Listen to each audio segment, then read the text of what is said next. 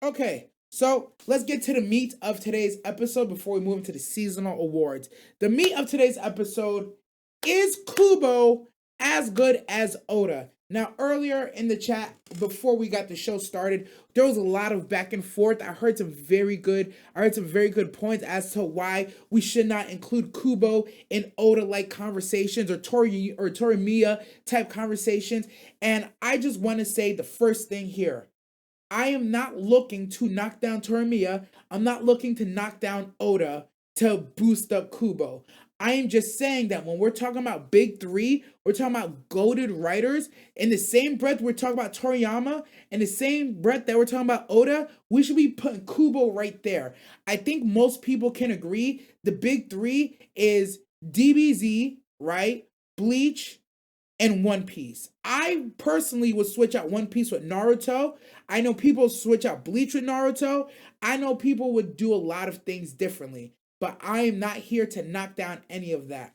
I am just here to say that when we talk about Oda, we need to talk about Kubo, because if some of the things that we're seeing that he did in this last year, in these last couple years with Bleach, especially if the stuff about the nines is true, then we need to give him his flowers. We need to put him on the same damn pedestal that we got Torimiya and we got Oda on.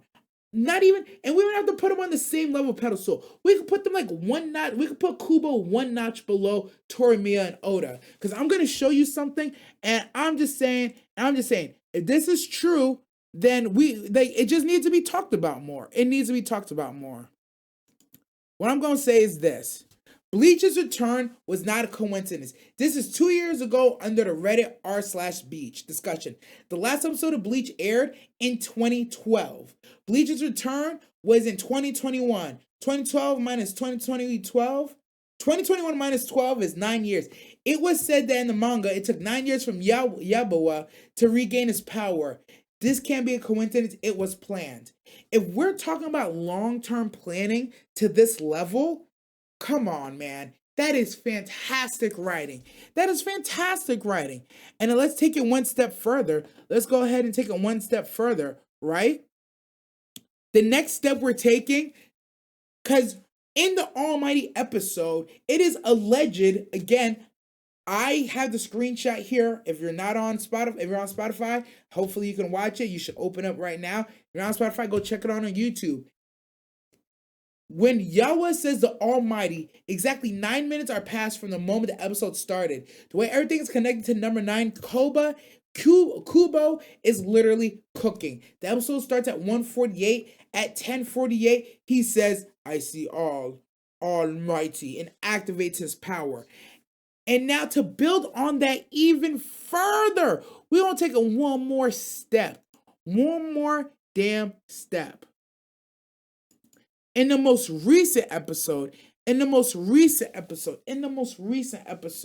once again, when Ichigo is fighting the Almighty, 9 minutes and 9 seconds pass before the Almighty says, Ichigo, you've been fighting me at my base form. Congratulations, you've pushed me to use my eyes. And he activates the goddamn eyes. We're talking 9 years, 9 minutes, and 9 seconds. If that's not fantastic writing, if that's not what we watch anime for, I don't know what is. And on top of that, with everything that's happened in Bleach, from the moment we reached this decided moment in the last episode where the Soul King, and the only person who can do it is someone who's been led there throughout their whole lives to be the perfect amalgam of all the parts needed to execute this one moment. Come on, man. There's not a single wasted part of Bleach.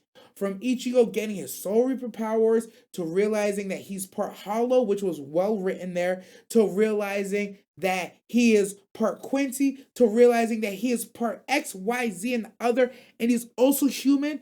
Come on. I'm just saying.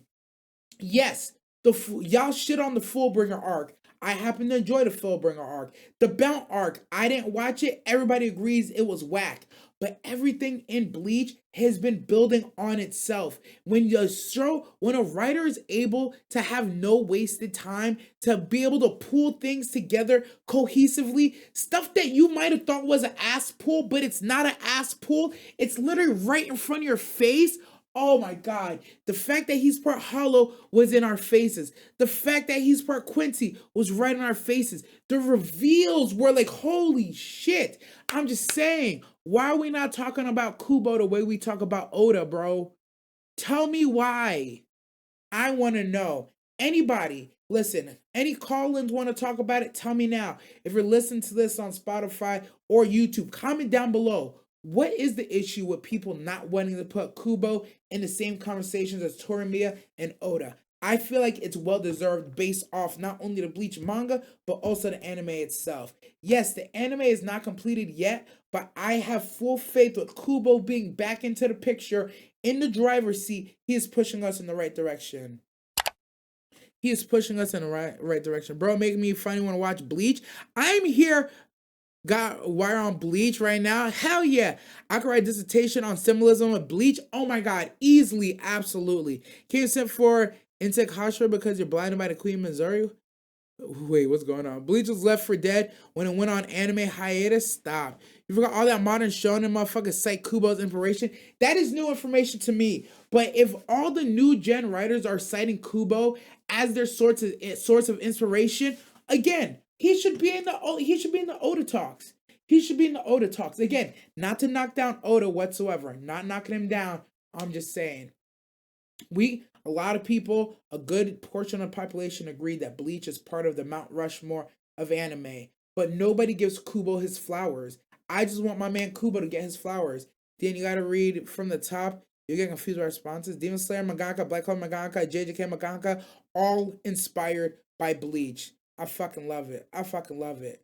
That's all I have to say. And I put my money where my mouth is, as you can see. I put my money where my mouth is because I tweeted about it.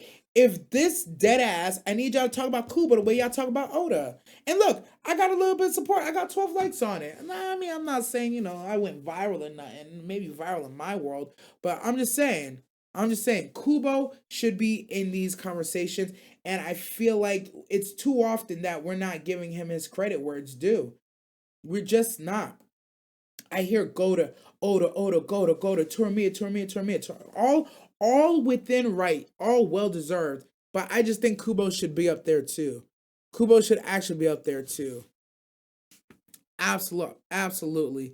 All I hear is GG, when I find you. That's my favorite meme. Honestly, that's one of my favorite memes running right now. GG, when I find you. Dan is about to get canceled for saying Kubo should be included in Oda talks. Look, if that's gonna get me canceled, so be it. I'm standing on business on that one. I'm absolutely standing on business that Kubo should be right under it. When J. Cole said, when Kendrick said, fuck the big three I'm looking at is Toriyama, Oda, Kubo. That's the big three of mangakas right now. I feel like if you don't agree with that, I don't know what to say. I really don't know what to say.